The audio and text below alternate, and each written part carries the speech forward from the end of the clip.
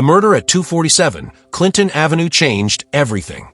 What Sarah told me that night wasn't just about my first flip, it was about the dark side of real estate that nobody talks about. 3 years ago, Marcus Williams, a 34-year-old construction worker, was found dead in the basement of that exact house. Shot twice in the chest. The case went cold. No suspects. No motives. Just another unsolved murder in Newark. But here's what the police never figure out, and what I was about to learn the hard way. Marcus wasn't just some random victim. He was a real estate investor. Just like me. And his death was connected to a network of corrupt deals that stretched from Newark to Manhattan. Deals that I was about to become part of, whether I wanted to or not. My name is Michael, and this is how my second real estate deal almost got me killed. Sarah met me at a 24-hour diner in Jersey City the next morning. She looked like she hadn't slept. When she slid into the booth across from me, she had a manila folder thick with papers. "I did some digging last night," she said, opening the folder. "Marcus Williams wasn't just murdered in your house. He owned it." My blood went cold. "What do you mean he owned it?" "He bought it 6 months before he died. Was planning to flip it, just like you. But 3 days before he was supposed to close on the sale, someone put 2 bullets in his chest." She spread out newspaper clippings, police reports, property records. "The seller you bought from? That wasn't the original owner's daughter. That was Marcus's business partner, Linda Chun." I stared at the documents. Linda Chun, the same woman I'd bought the house from. The same woman who'd been so eager to sell, who'd accepted my lowball offer without negotiation. "Sarah, what are you saying? That Linda killed Marcus?" "I'm saying Marcus discovered something about that property that someone didn't want him to know. And now you own it." She leaned forward. "Michael, there's something else. Marcus wasn't the first investor to die under suspicious circumstances. In the last 5 years, 4 real estate investors in Newark have died. Car accidents, robberies gone wrong, apparent suicides. All of them were working on properties in the same neighborhood." The coffee in my stomach felt like acid. "You think someone's killing real estate investors? I think someone's protecting something in that neighborhood. And now you're in the middle of it." I spent the next 3 days researching everything Sarah had given me. Marcus Williams had been documenting everything on social media. Instagram posts about his renovation progress. Facebook updates about the neighborhood's potential. YouTube videos where he walked through the property, pointing out the same water damage and mold issues I'd dealt with. But in his final video, posted just 2 weeks before his death, Marcus mentioned something strange. "Found some interesting things in the walls today," he said to the camera. "Nothing valuable, just old papers. But someone might find them interesting from a historical perspective." Historical perspective. What had Marcus found? I drove back to 247 Clinton Avenue. The new owners, the young couple who'd bought it from me, weren't home. But I walked around the property, trying to figure out what Marcus might have discovered. The house was built in 1952. Nothing historically significant about that. It wasn't in any historic district. Just a regular post-war development. That's when I noticed something odd. Every other house on the block had been renovated or was currently under renovation. Except for 3 houses. 241, 249, and 253 Clinton Avenue. They were all in terrible condition, clearly abandoned, but they all had the same for sale sign. The same realtor. Vincent Torino Real Estate. I called the number on the sign. "Torino Real Estate, this is Vincent. Hi, I'm interested in the properties on Clinton Avenue. 241, 249, and 253. There was a long pause. "Who is this?" "Michael Rodriguez. I just flipped 247 Clinton. Looking to expand in the neighborhood." Another pause, longer this time. "Where did you get this number?" "From your sign. On Clinton Avenue. Meet me tomorrow. 2 p.m. Santini's restaurant on Broad Street. Come alone." The line went dead. Santini's was the kind of old-school Italian restaurant where the owner knew everyone's name, and the back booths were reserved for conversations you didn't want overheard. Vincent Torino was waiting for me in the furthest booth from the door. Mid-60s, expensive suit, hands that looked like they'd done more than shuffle paperwork. "Michael Rodriguez," he said as I sat down. "The kid who bought Marcus Williams' house." "You knew Marcus?" "I know everyone who buys property in my neighborhood." He signaled the waitress for coffee. Marcus was a good kid. Ambitious. A lot like you, actually. Too ambitious for his own good. What happened to him? Vincent stirred his coffee slowly. Marcus found some documents in the walls of 247. Old construction permits, zoning variances, things that should have been filed with the city, but never were. Things that showed the land under those 4 houses, 241, 247, 249, and 253, wasn't properly zoned for residential development. What does that mean? It means if the city ever found out, those houses would have to be torn down. The land would revert to its original zoning classification. Industrial. He leaned back. Know what's under that land, Michael? What's been under that land since 1963? I shook my head. A waste disposal facility. Chemical waste. The kind that makes land worthless for decades. The kind that makes people sick just from living on top of it. My stomach dropped. The house I just sold is sitting on contaminated land, along with every other house on that block. Vincent pulled out his phone and showed me a map. The entire development was built illegally.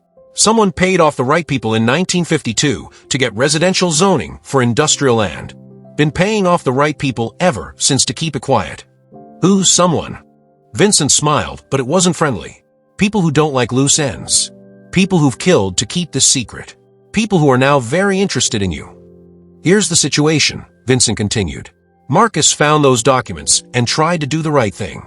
Contacted the EPA, the city planning office, even tried to warn the other residents. That's when he ended up with 2 bullets in his chest. So why are you telling me this? Why aren't you worried about ending up like Marcus? Because I'm not trying to expose anyone. I'm trying to make money. He pulled out a business card and slid it across the table. I represent the people who've been managing this situation for the last 70 years. They have a proposition for you. What kind of proposition? You buy the other 3 houses on Clinton Avenue. 241, 249, and 253. We provide the financing, the contractors, everything you need. You flip them quick and quiet, no questions asked. You make $50,000 profit on each one, guaranteed. The math was incredible. $150,000 profit for 3 flips. More money than I'd make in 5 years at my electronics store job. But something felt wrong. Why me? Why not use professional investors with real money? Because professional investors ask too many questions. They do environmental testing, soil samples, all the due diligence that might uncover things we'd prefer stayed buried. But you're a kid who renovates houses with YouTube tutorials. No one would suspect you of being sophisticated enough to find what you're not supposed to find. And if I say no, Vincent's expression hardened, then you might find yourself in a situation similar to Marcus. Accidents happen in construction, Michael. Electrical fires, gas leaks. Walls can collapse on people. I felt sweat building on my forehead despite the restaurant's air conditioning. This is insane. You're talking about covering up environmental contamination, making people sick. I'm talking about 3 houses that are going to get flipped whether you do it or not. The only question is whether you make money or whether you become a problem that needs to be solved. He stood up, dropping a 20 on the table. Think about it, but don't think too long. My people don't like uncertainty. That night, I couldn't sleep. Every sound in my mom's house made me jump. Every car that drove down our street might be Vincent's people coming for me. I kept thinking about Marcus Williams, about what he must have felt when he realized what he'd stumbled into.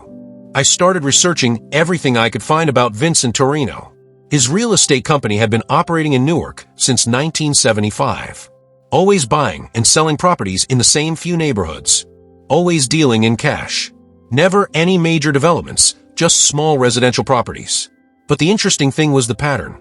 Every few years, Vincent would buy up a cluster of houses in a specific area, renovate them quickly, and sell them to young families or first-time homebuyers. Always the same neighborhoods. Always areas that had been industrial in the 1950s and 1960s.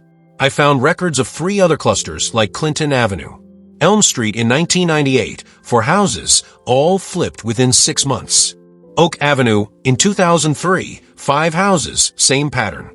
Maple Street in 2009, 3 houses, all sold to families with young children. Then I started cross-referencing health records. This took 3 days of calling county offices, pretending to be a journalism student working on a project about urban development. What I found made me sick to my stomach. Elm Street, 2 children diagnosed with leukemia by age 10. 3 cases of kidney cancer in adults under 40. Oak Avenue, cluster of brain tumors. 6 cases in a 5-block area. Maple Street, birth defects, miscarriages, early onset Alzheimer's, all in neighborhoods that Vincent Torino had developed, all on land that had probably been contaminated decades earlier. I was looking at a pattern of intentional poisoning spanning 20 years. And now they wanted me to be part of it. I called Vincent 3 days later. "I'll do it," I said. "But I want $75,000 per house, not $50,000. He laughed. "Kids got balls. Fine. $75,000 per house. But we do this fast and quiet. No publicity, no social media, no YouTube videos. You buy, renovate, and sell within 90 days each. When do we start?" "Tomorrow. Meet me at 241 Clinton Avenue at 9 a.m. Bring your social security card and driver's license. We'll handle all the paperwork." But I wasn't planning to flip those houses. I was planning to gather evidence, document everything, record conversations, get proof of what Vincent and his people were doing, then take it all to the FBI. That night, I went to Best Buy and bought the smallest digital recorder I could find, the kind that looked like a USB drive. I practiced hiding it in different pockets, activating it without looking, making sure it would pick up conversations clearly. I also created a backup plan. I wrote everything I'd discovered in a detailed email and scheduled it to send automatically to 5 different news outlets if I didn't cancel it every 24 hours. If something happened to me, if I disappeared like Marcus, at least the truth would come out. The next morning, I drove to Clinton Avenue feeling like I was going to throw up. Vincent was already there with 2 other men I'd never seen before. Big guys in work clothes who looked more like security than contractors. "Michael," Vincent said, shaking my hand, "meet Tony and Rico. They'll be handling the muscle work on these renovations." Tony and Rico nodded but didn't speak. They had the kind of presence that made you understand violence was always an option. "Let's take a look inside," Vincent said, producing keys for 241 Clinton Avenue. 241 Clinton Avenue was worse than my first flip had been. The smell hit us immediately, not just mold and decay, but something chemical. Something that burned your nose and throat. "Jesus," I said, covering my face with my shirt. "What is that smell?" "Old house smell," Vincent said casually. "You'll get used to it." But as we walked through the property, I could see this wasn't just old house smell. The walls had a greenish tint that I'd never seen before. The floor felt soft in places, like the wood was actually dissolving. And in the basement, there were stains on the concrete that looked almost metallic. I activated my recorder. "Vincent, this doesn't look like normal water damage. Are you sure this place is safe to work in?" "Safe enough," he said. "Just wear gloves and a mask." "Rico, show him the renovation plan." Rico unfolded a set of blueprints that looked professionally prepared. Complete renovation, new electrical, new plumbing, new flooring. But what caught my attention was a notation in the corner. "Basement floor, seal and cover, do not remove." "Why can't we remove the basement floor?" I asked. Vincent and Rico exchanged a look. "Foundation issues," Vincent said. "The concrete is part of the structural support. Remove it and the house might collapse." But I could see that wasn't true. The basement floor was just a concrete slab, not structural. They didn't want it removed because of what was underneath it. "How long do I have to finish this one?" 60 days, Vincent said. "Tony will be checking on your progress every few days. Make sure you're staying on schedule." As we prepared to leave, I noticed something that made my blood freeze. In the corner of the basement, barely visible under years of grime, someone had scratched something into the concrete with a nail or piece of metal. It looked like MW 2021, Marcus Williams, and the year he died. Marcus had been here, in this basement. Maybe this was where he'd found the documents. Maybe this was where he'd realized what he was dealing with. Maybe this was where they'd killed him. That night, I listened to the recording over and over. Vincent's voice, Rico's grunts, the sound of our footsteps on that soft, dissolving floor. But there was something else on the recording. Something I hadn't noticed while we were in the house. In the background, very faintly, you could hear Vincent talking to Tony while I was examining the basement. I had to turn the volume up to maximum to make out the words. "Kids asking too many questions. Same as the other one. Might need to handle this different. Boss won't like complications. They were already planning to kill me. Just like Marcus. I had maybe days, maybe hours before they decided I knew too much. But I also had something Marcus hadn't had. I had Vincent's confession on tape. I had documentation of the contamination.